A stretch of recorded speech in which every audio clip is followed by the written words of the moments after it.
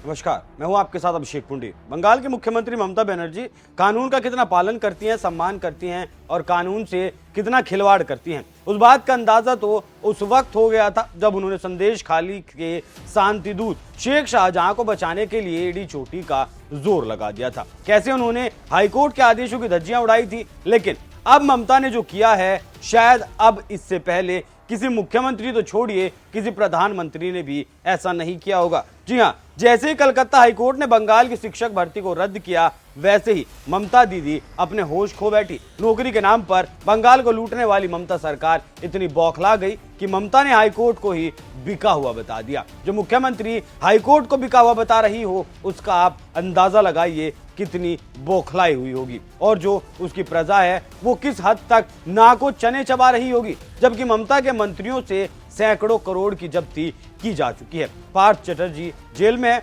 उनकी कथित प्रेमिका भी जेल में है। नोटों का पहाड़ उनके घर से मिल चुका है। 365 करोड़ की संपत्ति ईडी इस मामले में जब्त कर चुकी है। लेकिन बिका हुआ कौन है? बिका हुआ है हाई कोर्ट, कथित तौर पर, ऐसा ममता का कहना है। लेकिन ममता की इस टिप्पणी को लेकर वकीलों ने अब मोर्चा खोल दिया और हाईकोर्ट से इस मामले पर संज्ञान लेने के लिए कहा है। वकीलों ने कलकत्ता हाईकोर्ट के सामने आग्रह करते हुए कहा, मैं प्रार्थना कर रहा हूं कि स्वतः संज्ञान लिया जाए जब तक कोर्ट इस पर सख्त नहीं होगा। अगर मुझे आपराधिक अवमानना याचिका दाखिल करनी पड़े तो मुझे महाधिवक्ता की अनुमति लेनी होगी, जो किसी भी समय नहीं दी जाएगी। मैं एक हलफनामा दायर कर सकता हूं कि ये बयान है, लेकिन कृपया इस पर संज्ञान लें, अन्यथा अदालत हम पर हंस रही है। क्या हो रहा है? उच्च न्यायालय को खरीद लिया गया, ऐसा कहा जाता है। हम आधी रात की मेहनत के बाद माननीय न्यायालय के समक्ष मामले की सुनवाई करते हैं।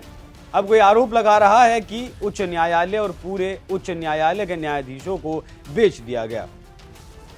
वकीलों का कहना है कि जनता की नजरों में ये कहकर अदालत को नीचा दिखाने का काम किया गया है और ममता के द्वारा ऐसा अक्सर किया जाता है। इसके बाद कोर्ट ने सख्त रुख अपनाते हुए याचिका दायर करने की अनुमति दे दी और मुख्यमंत्री की विवादित टिप्पणियों की जो रिपोर्ट है उन्हें रिकॉर्ड पर ले लिया। और जब रिकॉर्ड पर ले लिया तो जल्द ही इस मामले में कार्रवाई होती भी दिखाई देगी। कोर्ट ने कहा, आगे की कार्रवाई से पहले मामले से संबंधित सभी कागजात प्रशासनिक पक्ष की ओर से मुख्य न्यायाधीश के समक्ष रखे जाएंगे।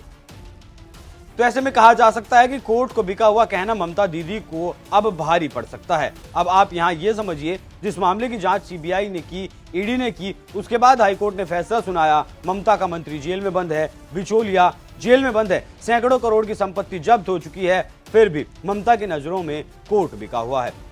ममता की सरकार ने जो अपना जमीर बेच दिया है वो ममता को बिका हुआ नहीं लगता। और साथ ही आपको ये भी बता दूं कि बंगाल के सरकार में एक घोटाला हो तो गिनवाया जाए सीएजी की। कैग की रिपोर्ट बताती है कि बंगाल में घोटालों की रकम 2 लाख करोड़ हो सकती है।